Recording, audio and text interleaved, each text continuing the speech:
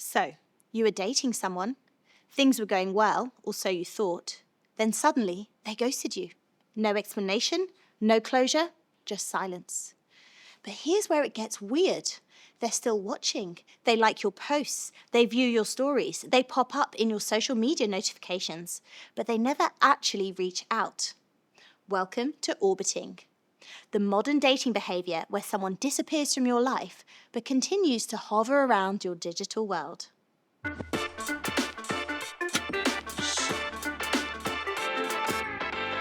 Hello and welcome. I'm Dr. Helene, clinical psychologist and relationships expert. Orbiting was first coined by writer Anna Levine, who described it as a step beyond ghosting, where someone not only disappears from a romantic connection, but still lingers in your online presence. It's a mix of hot and cold behavior that leaves you wondering, are they still interested? Do they want to come back? Or are they just messing with my head? Now, before we dive in, do me a favor, show me some love to that subscribe button. It helps my channel more than you know.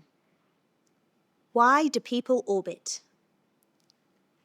Number 1, the fear of missing out, FOMO and social curiosity.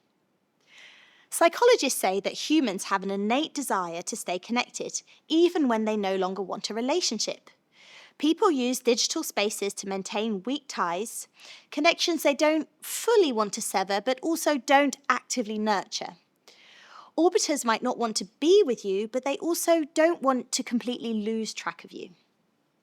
2, control and ego boosting. Some people orbit because they enjoy feeling like they still have a presence in your life. It's a low-effort way of saying, hey, I'm still here.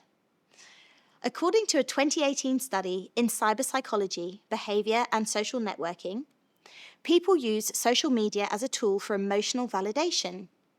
By orbiting, an ex or past fling can subtly remind you of their presence without actually having to commit to a conversation. 3, guilt and avoidance. Sometimes orbiting is just a sign of emotional immaturity. Instead of confronting uncomfortable feelings like guilt for ghosting you, people resort to passive engagement. They might think, I don't want to talk, but I also don't want them to hate me. By liking your posts or watching your stories, they convince themselves that they're still being nice, even though, let's be honest, it's just confusing and unfair. 4, the backup plan. Let's be real. Some people orbit because they want to keep their options open. They might not want to date you now, but they don't want to completely close the door. The holistic psychologist, Dr. Nicole LePera, suggests that orbiting is sometimes a sign of breadcrumbing mindset, where someone drops small hints of interest but never follows through. This way, they maintain access to you just in case they ever change their mind. How does orbiting affect your mindset? Orbiting is more than just annoying. It can have real psychological effects, including emotional confusion. You don't get closure, so your brain keeps searching for answers. Delayed healing. It's harder to move on when they're still digitally present in your life. Self-doubt. You might wonder if you did something wrong or if they're waiting for you to reach out. This aligns with the Zeigarnik effect, a psychological principle that suggests unfinished business sticks in our minds longer than resolved experiences. When someone orbits you, they create an open loop, making it harder for you to fully close the chapter. How to deal with orbiting. If you're dealing with an orbiter, here's how to take back control. Number 1, recognize it for what it is.